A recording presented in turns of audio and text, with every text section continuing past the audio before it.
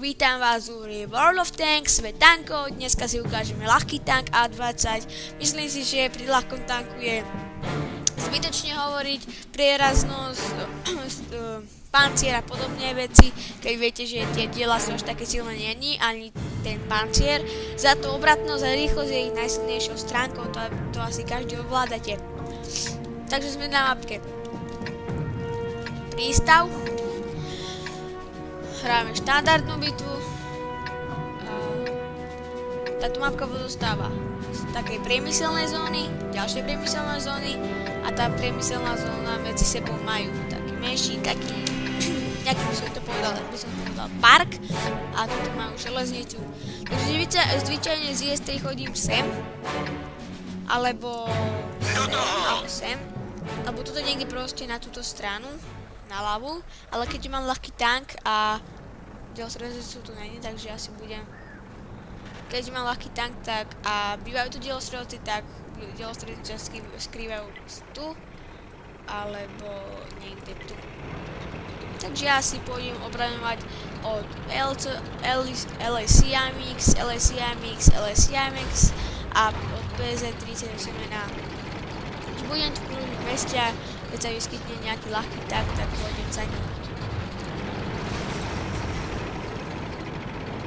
Ako viete, búranie objektov alebo ničenie stromov, rúcanie nie je moc dobré. Nie je to dobré pre stredné a ťažké tanky alebo pre stíhače.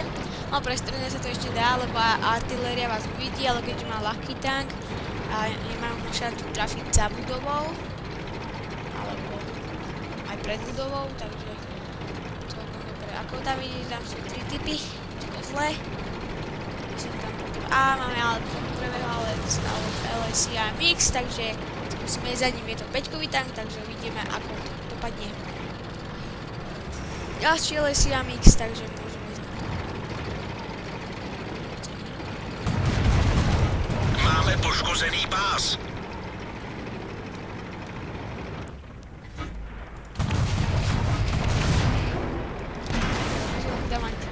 Ďakujem vám, chalani.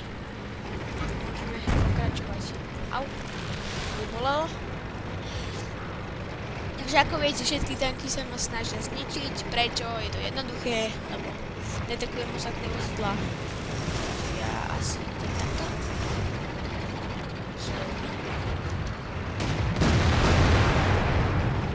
Aj. Takto skápnúť, neviem čo.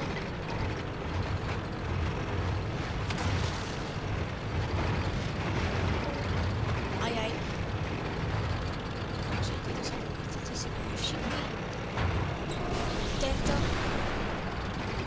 sa nestíne automaticky ide. Musím sa detekovať všetky nepriateľské vozidlá. Aj po mne asi. Nie.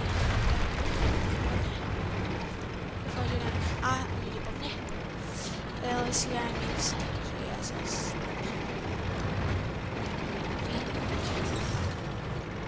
Že ho strelám. Ale pravdepodobne sa nevyhnem.